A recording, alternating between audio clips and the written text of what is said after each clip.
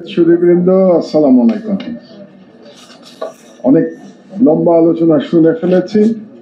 আমি আলোচনা বেশ সংক্ষিপ্ত করবার চেষ্টা, আলোচনাটা ছোট হবে। প্রথম কথা হচ্ছে যে আজকে আমরা যে আলোচনাটা করছি কার উদ্দেশ্যে করছি এটা নিয়ে আমি একটু কনফিউজ। এটা কি অন্তর্বর্তী সরকারের উদ্দেশ্যে বলছি আমরা কথাগুলো, নাকি আগামী নির্বাচিত সরকারের উদ্দেশ্যে বলছি? কারণ যে কথাগুলি আজকে বলি না কেন, ইমপ্লিমেন্ট করবে তো সরকার। তো বর্তমান সরকারের ঘোষিত সময়সীমা অনুযায়ী আর সময় আছে 7 মাস। কাজেই আমি মনে করি না যে আজকের আলোচনায় সেই 7 মাসে কোনো পরিবর্তন, তেমন কোনো পরিবর্তনের আর সময় আছে। অনেক সময় চলে গেছে, 11 মাস চলে গেছে। এরপরে নির্বাচিত সরকার আসবে। কাজেই আমার যেটা ব্যক্তিগত ধারণা যে আজকের আলোচনা প্রধানত আমাদেরকে পরবর্তী নির্বাচিত সরকারকে উদ্দেশ্য করেই বলা উচিত। এটা আমার ব্যক্তিগত পজিশন।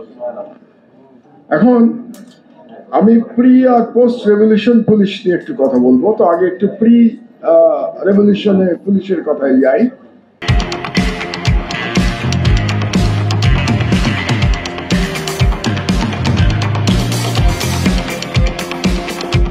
যে পুলিশ যে আজকের একটা প্রচন্ড ভাবমূর্তি সংকটে পড়েছে, এটার জন্য কি পুলিশ দায়ী? এটার জন্য পুলিশ দায়ী না, এটার জন্য সিস্টেম দায়ী। যে ফ্যাসিবাদী সিস্টেম 16 বছর ধরে তৈরি করা হয়েছিল বাংলাদেশে, একজন ফ্যাসিস্ট শাসক এবং তার যারা বিদেশি সাপোর্টার ছিলেন তারা মিলে যে একটা ফ্যাসিস্ট শাসন ব্যবস্থা বাংলাদেশে চাপিয়ে দিয়েছিলেন, তারই ইনএভিটেবল সিচুয়েশন ছিল বা প্রোডাক্ট ছিল এই পুলিশের এই অবস্থা, যেটা একটু আগে আমার একটা বইয়ের কথা বলা হলো, যেটা আমি লিখেছিলাম তুরস্কে নির্বাসিত অবস্থায়, যে নির্বাসন থেকে দেখা, এবং সেখানে কিছু পুলিশ অফিসারের নাম বলেছিলাম। আমি একটু পার্সোনাল এক্সপেরিয়েন্সের কথা বলি, তাতে আপনাদের বুঝতে সুবিধা হবে। কারণ আপনারা অনেকেই জানেন যে আমি 39 দিন রিমান্ডে ছিলাম, 5 বছর জেলে ছিলাম, 100-র অধিক মামলা, 39 দিন রিমান্ড। তো সেই রিমান্ডে থাকা অবস্থায় বেশিরভাগ সময়টা আমি ডিবিতে ছিলাম। তো ওই সময় আমি ডিবিতে যে কজন আপনারা বোধহয় অ্যাসিস্ট্যান্ট কমিশনার বলেন, যেটা বিগিনিং পোস্ট সম্ভবত, তো অ্যাসিস্ট্যান্ট কমিশনার যাদের সাথে আমার পরিচয় হয়েছিল তারা প্রত্যেকেই ছাত্র জীবনে ছাত্রলীগের নেতা ছিলেন। প্রত্যেকেই, যে কজনের সাথে আমার দেখা হয়েছিল। আমি রাজনীতিকরণের ইম্প্যাক্টটা বোঝানোর জন্য আপনাদেরকে করছি। কাজে পুলিশকে অ্যাজ এন ইনস্টিটিউশন অপরাধী বানিয়ে কোনো লাভ নাই। ইনস্টিটিউশনটাকে ধ্বংস করে দেওয়া হয়েছিল অন্য সব ইনস্টিটিউশনের মতো। এটা গেল একটা ঘটনা। এবং তার মানে আপনারা বুঝতে পারছেন যে ঢাকার যে ডিবি, সেই ডিবির অ্যাসিস্ট্যান্ট কমিশনার আমি যতজনের সাথে ইন্টারাক্ট করেছিলাম তার সংখ্যা, যেহেতু বললাম যে 39 দিন ছিলাম, অনেকের সাথে আলাপ হয়েছিল, অন্তত 10 জন তো হবে। তো 10 জন অ্যাসিস্ট্যান্ট কমিশনার, তারা বিশ্ববিদ্যালয়ে হয় সেন্ট্রাল অথবা হলে ছাত্রলীগের নেতা ছিলেন। তার মানে অ্যাক্টিভ ছাত্রলীগ করা লোকজন ঢাকার ডিবিতে ছিল। তো তাদের পুলিশ চালানোর উদ্দেশ্যটা আমরা বুঝতে পারি যে পুলিশকে তারা কোথায় নিয়ে গেছে। আর কয়েকটা ঘটনার কথা বলি। একদিন আমাকে একটা 3 দিনের রিমান্ড শেষে আমাকে কোর্টে নিয়ে যাওয়া হচ্ছিল। তো যে আইও, ছেলেটা ভালো ছেলে ছিল, আমাকে নিয়ে যাচ্ছিল মৎস্য ভবনের সামনে দিয়ে। তো আমাকে বললো, স্যার আপনার বিরুদ্ধে যে মামলা করা হয়েছে, গাড়ি পোড়ানোর মামলা, আপনি এই মৎস্য ভবনের সামনে গাড়ি পুড়িয়েছিলেন। অনেকটা জোক করে আমাকে বলছিল, কারণ গাড়ি পোড়ানোর মামলাটা এত অবিশ্বাস্য মামলা আমার বিরুদ্ধে, কিন্তু সেই মামলাও ছিল গাড়ি পোড়ানোর মামলা, এবং সে আমাকে জায়গাটা দেখাচ্ছিল যে কোন জায়গায় আমি গাড়ি পুড়িয়েছিলাম, সেটা মৎস্য ভবনের সামনে। দ্বিতীয় এক্সাম্পল, আমি থানায় ছিলাম, রিমান্ডে, তেজগাঁ থানায়। সেখানে ওসি ছিলেন অপূর্ব হাসান নামে বোধহয় এক ব্যক্তি ওসি ছিলেন, অনেকদিন ওসি ছিলেন। তিনি বলা হয়ে থাকে যে গোপালগঞ্জের অবশ্যই, এবং বলা হয়ে থাকে হাসিনার সাথে তার খুব ভালো সম্পর্ক ছিল। আমি স্ট্রাকচারটা বোঝানোর চেষ্টা করছি আপনাদেরকে। তো তাহলে ওসি সালাউদ্দিনের ক্ষমতা আইজির ক্ষমতার থেকে তো কম ছিল, কারণ সে তো প্রধানমন্ত্রীর সাথে সরাসরি কথা বলতে পারছে। তো এভাবেই ডিস্ট্রয় করে দেওয়া হয়েছিল পুরো সিস্টেমটি। আচ্ছা, আর লাস্ট গল্প আরেকটা বলি যে আমি কাশিমপুর জেলে থাকতাম এবং সেখান থেকে রেগুলার আমাকে ঢাকায় আনা হতো মামলায় হাজিরা দিতে। তো আমার সঙ্গে অনেক কনস্টেবল থাকতো প্রিজন ভ্যানের মধ্যে।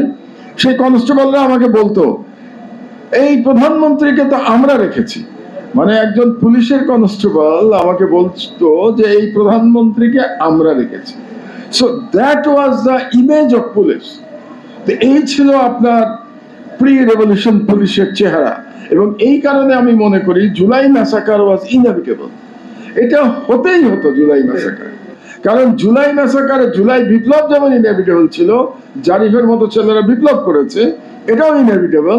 এবং তার জবাবে যে পুলিশ বাহিনী তৈরি করা হয়েছিল, সেই পুলিশ বাহিনী যে ম্যাসাকার করবে, এটাও ইনএভিটেবল। এভাবেই ইতিহাস রচিত হয়, প্রত্যেক দেশের ইতিহাস একই রকম। তো সেখান থেকে আমরা বেরিয়ে এসেছি। এখন আমাদের টার্গেটটা কি? টার্গেটটা হচ্ছে যে আর একটা ফ্যাসিবাদ যেন বাংলাদেশে কখনো ফিরে না আসে, এটাই তো আমাদের টার্গেট। সকল সংস্কারের প্রধান উদ্দেশ্য একটাই, যে আর একটা ফ্যাসিবাদ বাংলাদেশে আর কখনো যেন ফিরে না আসে। তো ফিরে না আসতে হলে প্রথমে যে কাজটা করতে হবে আমাদের তো গণতন্ত্রের উত্তরণ হতে হবে। তো গণতন্ত্রের উত্তরণের রাস্তাটা কি? একটা ফ্রি অ্যান্ড ফেয়ার ইলেকশন। তো ফ্রি অ্যান্ড ফেয়ার ইলেকশন যদি আমাকে করতে হয়, আমি কি পুলিশ ছাড়া ফ্রি অ্যান্ড ফেয়ার ইলেকশন করতে পারবো? That's a big challenge. কারণ প্রি রেভলিউশন বাংলাদেশে পুলিশ বিকেম এ ব্রুটাল পুলিশ ফোর্স। এটা একটা দানবীয় পুলিশ ফোর্স ছিল। আর পোস্ট রেভলিউশনে আজকের police force is demoralised police force. এটা হচ্ছে বাস্তবতা। ডিমোরালাইজড পুলিশ ফোর্সের আমি দুটো উদাহরণ দেই এই সাম্প্রতিককালে, গত এক সপ্তাহের মধ্যে। পটিয়াতে থানা ঘেরাও করার পরে সেখানকার ওসিকে বাধ্য করা হলো সেখান থেকে উইথড্র করার জন্য, এবং সেটাতে বলা হয় যে সেখানে এনসিপির ছেলেপেলেরা জড়িত ছিল পটিয়ার ঘটনায়। আবার গত পরশুদিন ঘটলো পাটগ্রামে, সেখানে একজন কনভিক্টেড দুজনকে থানার মধ্যে আক্রমণ করে ছিনিয়ে নিয়ে আসা হলো, সেটা করলো বিএনপি। তো এখন এই ধরনের যে একটা অবস্থা হলো, এটা তো কোনো কি বলবো, আইনের শাসন যে দেশে আছে, এটা তো দুটোর একটাই ঘটার কথা না।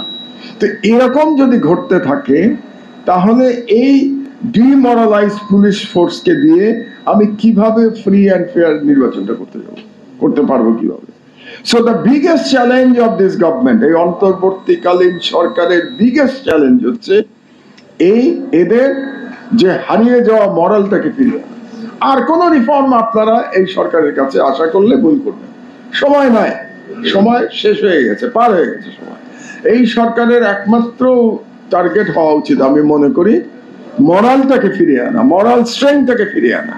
এবং আমি খুব অবাক হয়ে যাই যে কেন পুলিশ টাফ অ্যাকশন নিতে পারছে না। পাটগ্রামের যে ঘটনা ঘটলো, এটা তো সর্ট অফ রিবেলিয়ন। আপনি থানায় গিয়ে রাইট অর রংলি অ্যারেস্ট হোক, সেটা ভিন্ন আলোচনা, শুধু অ্যারেস্ট হয় নাই, ম্যাজিস্ট্রেট তাকে সাজা দিয়েছে। সুতরাং সাজাপ্রাপ্ত আসামিকে আপনি লোকজন নিয়ে পুলিশকে পিটিয়ে ছিনিয়ে নিয়ে যাবেন, তাহলে দেয়ার ইজ নো স্টেট কোথায়? তাহলে এই ব্যর্থতা তো পুলিশের এবং সরকারের। আপনি ঠিক আছে, আপনি রাজনৈতিক দলকে যত ইচ্ছা আপনি তাকে দায়ী করতে পারেন, তার বিরুদ্ধে কথা বলতে পারেন, কিন্তু the government has to take the responsibility.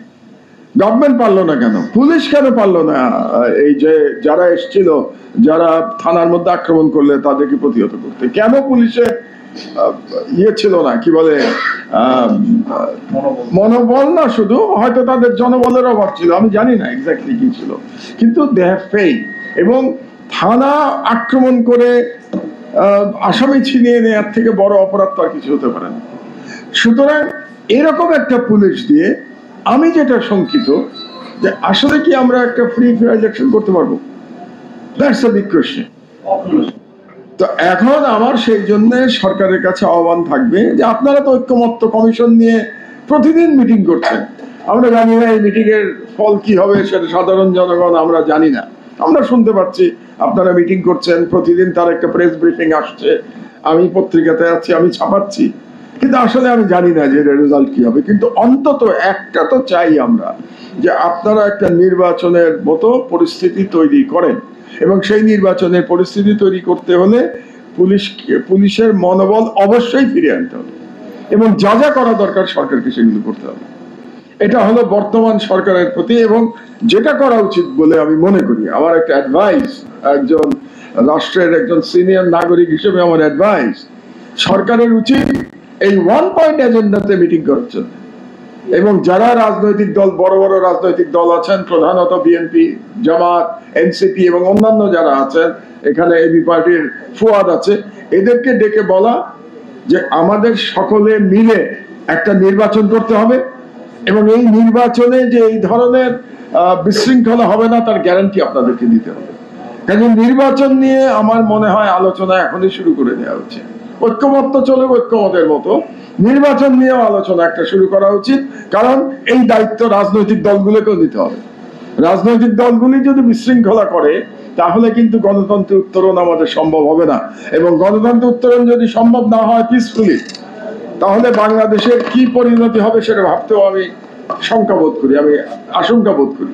সুতরাং আমরা চাই যে ফ্রি ফেয়ার ইলেকশন হয়ে যায়।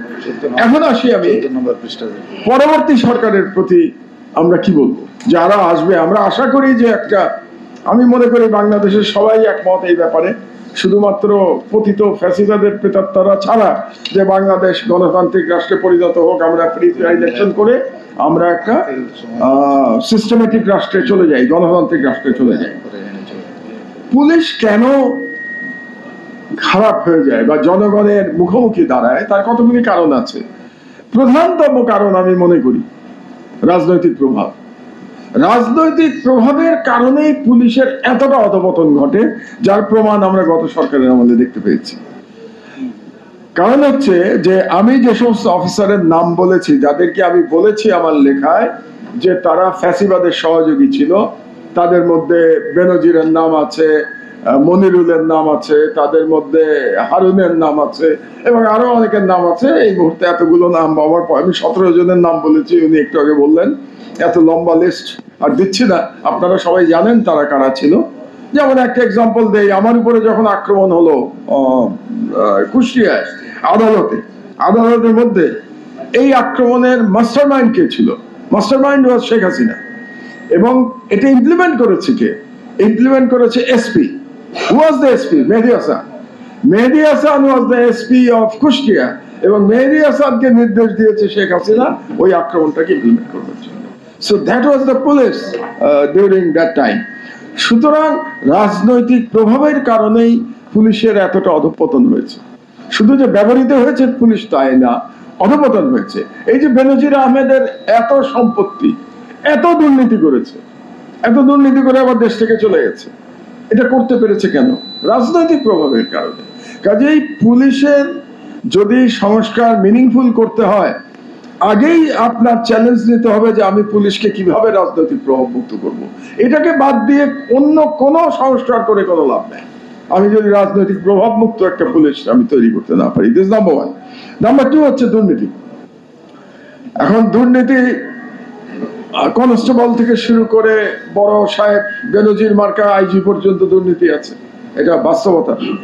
কিন্তু সবাই দুর্নীতিবাজ এটা তো ঠিক না।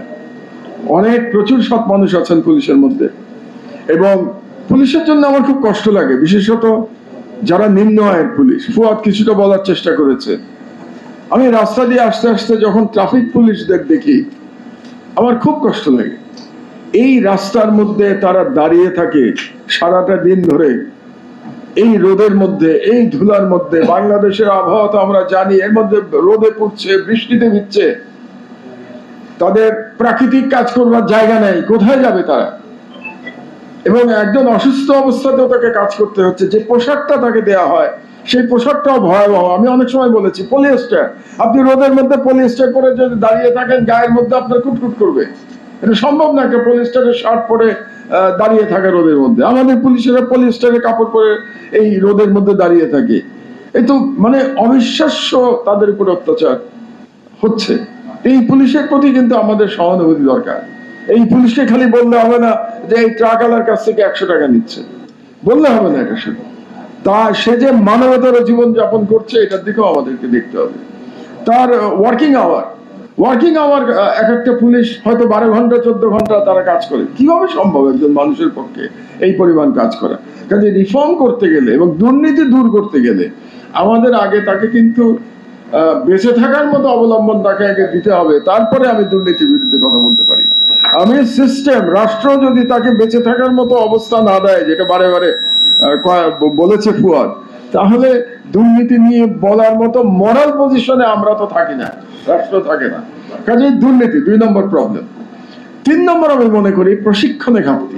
আপনারা হয়তো আমার সাথে একমত হবেন না, আমি মনে করি প্রশিক্ষণে ঘাটতি আছে। মেইন ঘাটতিটা কোন জায়গায় আমি বলি আপনাদেরকে, সেটা হলো যে কোনো মানে তদন্ত করার ক্ষেত্রে ইন্টেলিজেন্সের পরিবর্তে আপনি যখন 3rd ডিগ্রির উপরে বেশি জোর দেবেন, তখন তো আপনার প্রশিক্ষণে ঘাটতি হবে।